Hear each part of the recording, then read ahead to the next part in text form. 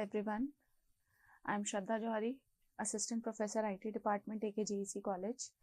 Today I am going to start the new topic in PPS, Problem for Solving. The topic is recursion. So first of all, in this lecture I will cover following topics, that is function, recursion, and we will discuss with some examples how recursion works. So first of all, function. What is a function? Basically, a function is a self-contained block of code which is self-explanatory and it performs some specific or defined task. So whatever code we want to specify, we want to perform, we can write it in the form of a function. A large program in C can be divided into many subprograms, and those subprograms are called functions. And all these functions can be called anytime in the program. Basically, the advantage of function is that we can create a set of code in a block named as function, and that function can be used, can be called at any point of time in the program and at any number of times. So there is no need to write the same code again and again if there is a requirement of such type of programming in the project. Now, what is recursion? So basically, recursion is a form of a function which runs in the reverse direction. Okay. Basically, it is calling itself again and again. So process in which a function calls itself repeatedly until certain condition is satisfied, it is recursion. The word recursion is a self-explanatory word which is saying means it is starting from the reverse side.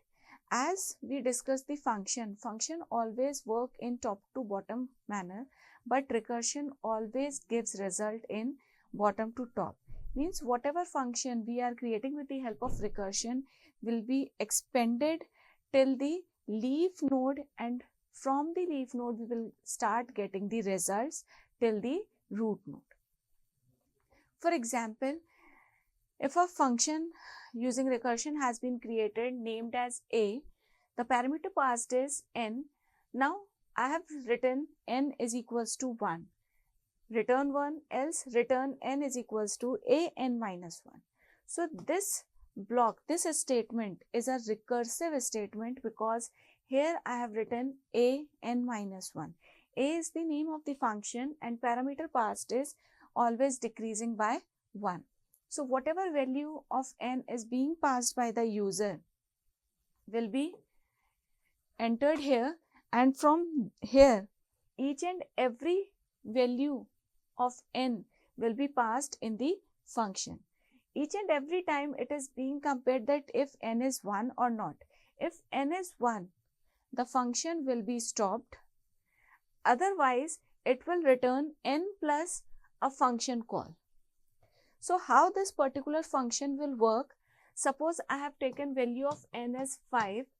So next, this 5 is being passed here. Now, if n is 1, the condition will get fail. So it will execute else part. In else it is return n plus a n minus 1, which means n, that is 5, plus a n minus 1. Now it is again calling the function a, but here the value of n is 4. Now I don't have the value of this a, I only have 5. So what is being added to 5? I do not have any value. So first of all, I have to open up this A4. So as soon as this A4 will come here, the call again goes to the starting point. Now again function will restart executing. So A4 is called, again n is compared, value of n is 4, not equal to 1. So again I'll come to the else part and it is written n plus a n minus 1. Which means it will again open up as 4 plus a3. Again, I do not have the value of a3 which is going to be added to 4. So again I have the function is being called from the start and else part will get executed and I'll get 3 plus a2. Again, a function call is there, that is a2. Again, it will become 2 plus a1. Now see, when a1 will be called, value of n is now 1. So, the if statement will get executed. So, value, if n is equals to 1, yes, n is now 1. So, what I'll get? I'll get 1. So, the function will return 1. Now, there is no further calling, as this is the termination condition. We can say it is the condition through which I'm getting the function has to be stopped. So, the value of a1 is 1. Now, function will start returning for the result. So, I got the value of a1, which is 1, which is being added to 2. 2 plus 1 is 3. I got 3 here. Now, this 3 is the value of a2, which is being added to 3, that is 6. I got 6 here. Next, this is the value of a3, which is being added to 4, which will become 4 plus 6, 10. Now, a4, value of a4 is 10. Now, 5 plus 10, that is 15. So, what is going to be the result of this function? It will return 15. So, wherever I'll print the value of this function, I'll get 15. So, in this way, recursive function will work. First, the function will open up to the last, or you can say the stopping condition, terminating condition, and after that, we will start getting the results in the reverse order. So, in reverse direction, we will start getting the result. So, I can say this is the recursive function, this is the base condition, or you can say termination condition. Next, we will come to the example. We will discuss some examples, more examples to get the concept of recursion clear. The first example is factorial of a number. As you know, when we solve factorial of a number, we always solve it in a recursive order. What is the factorial of n? It is n minus 1 factorial into n. Means n is getting separated and again we are having the value n minus 1 factorial. Further, it can be expanded as n minus 2 factorial into n minus 1 into n. So, in this way, we will solve the factorial. This is the formula written for the factorial. Now, so for this, we can say that if n is equals to 0, the value of 0 factorial is 1. Otherwise, if n is greater than 0, we always perform n into n minus 1 factorial. So, here what will become the base condition? The base condition will become if n is equals to 0, return 1, else what we have to return? We have to return n into n minus 1 factorial. So, based upon the calculation, we will generate the recursive function. So, in simply, we can write this. That is, 1 is written if n is 0 and if n is greater than 0, we will return n into factorial n minus 1. That is the name of the function. Possible C code we can see on the right hand side, that is, I have taken the function name as int fact int n. So, int n is here the parameter, and for example, if I want to calculate the factorial of 4, so what is the value of n? It is being 4. Next, if n is equals to 0, as I have told you that we have to write the base condition first. So, if n is 0, what it will return? It will return 1. Otherwise, it will return n into factorial n minus 1. So, in similar way, here it is written, if n is 0, return 1, else return n into factorial n minus 1. Now, how this code will work? How you will expand the code? See the screen. What the value of n? I have assumed the value of n as 4. So, when factorial 4 is being called, it will get divided into 4 into factorial 3. That is the else part of the function. Next, I got factorial 3. Again, it is a function call. So, what it will return? It will return 3 into factorial 2. Again, there is a function call, that is factorial 2. Now, what it will return? It will return 2 into factorial 1. Again, there is a function call factorial 1. What it will return? It will return 1 into factorial 0. Now see, here I got 0. So now value of n is 0. And what was the base condition? The base condition was when n is 0, it will return 1. So from this point, I'll start getting the results. So this factorial 0 will return 1. So in turn, what I'll get value 1 here. Now 1 into 1 can be solved, and when I solve this 1 into 1, I will get 1. Now this 1 is the value of factorial 1, which is reverted back to this particular function like this. So 1 will be returned to factorial 1. Now I have the value of this fact 1, that is 1. Now I can solve 2 into 1, that is 2, which is being reverted back to the function fact 2. So what is going to be the value of fact 2? It will be 2. Now further, I can also solve 3 into 2, that is 6, which is being returned to the function factorial 3. So I'll get 6 here. Next, 4 into 6, that is 24, which is being reverted back to the factorial 4, and I get the result 24.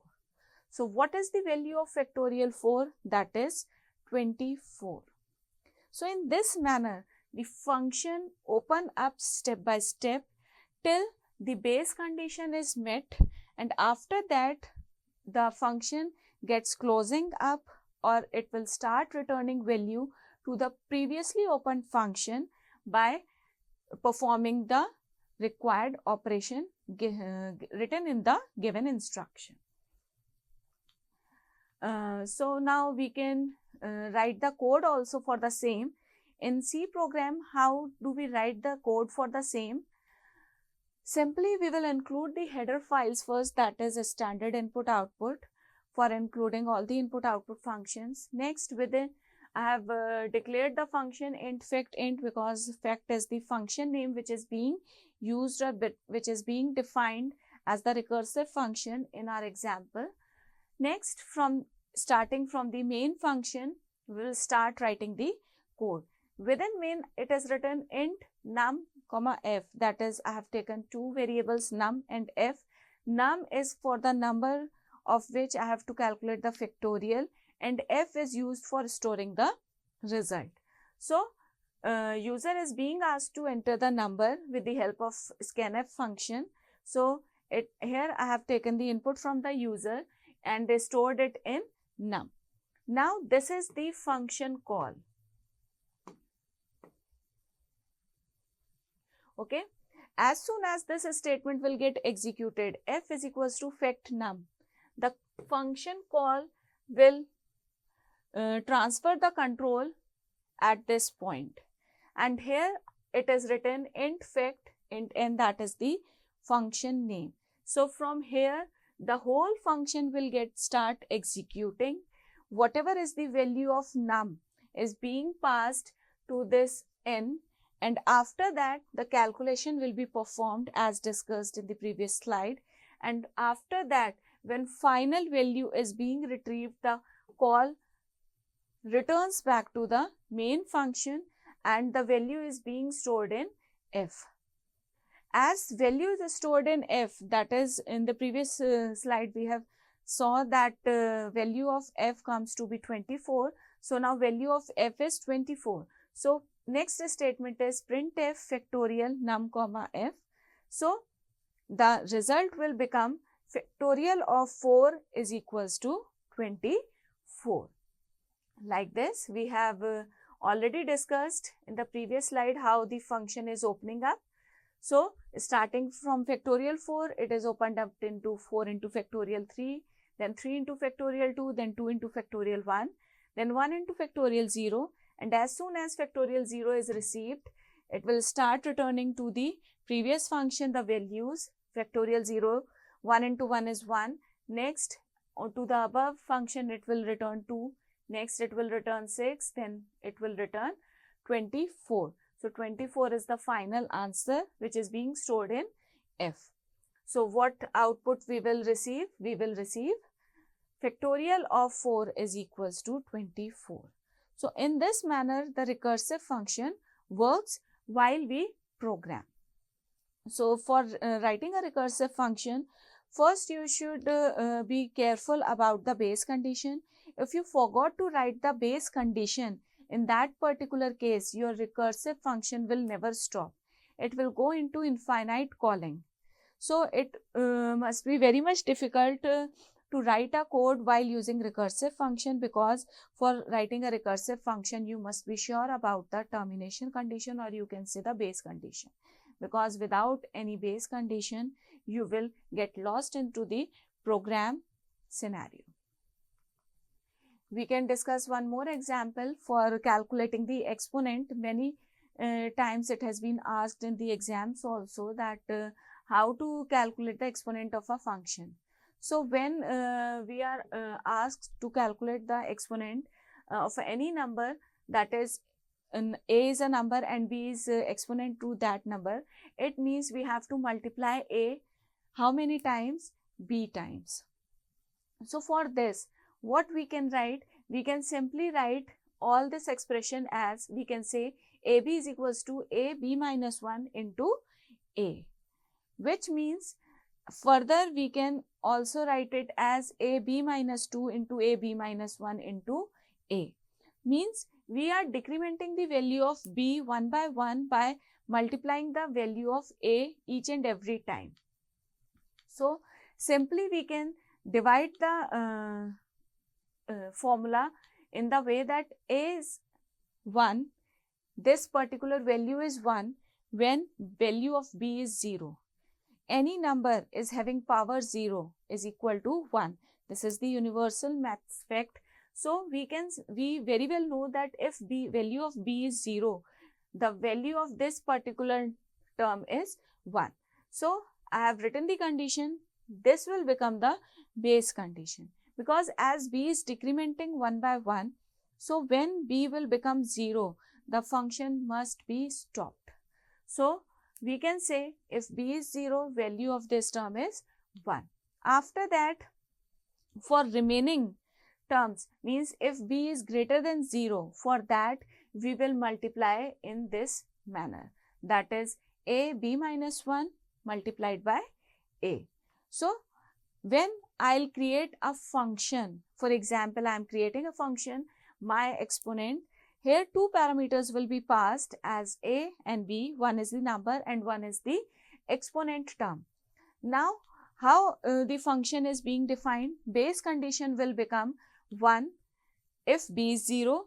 Otherwise, it will become A into my exponent A comma B minus 1, which means for all the values of B which are greater than 0, this particular function call will be there. So here on the right hand side, the function has been written, how it is being worked. So my exponent int A comma int B. This is the number and this is exponent term. Now, if B is 0, that is simple base condition. If B is 0, what it will return? It will return. Otherwise, it will return A multiplied by my exponent A, and exponent term is decreasing, not the number is decreasing. Number will remain same throughout the process, because we have to multiply number how many times? B times. So B will decrease, B will reduce one by one.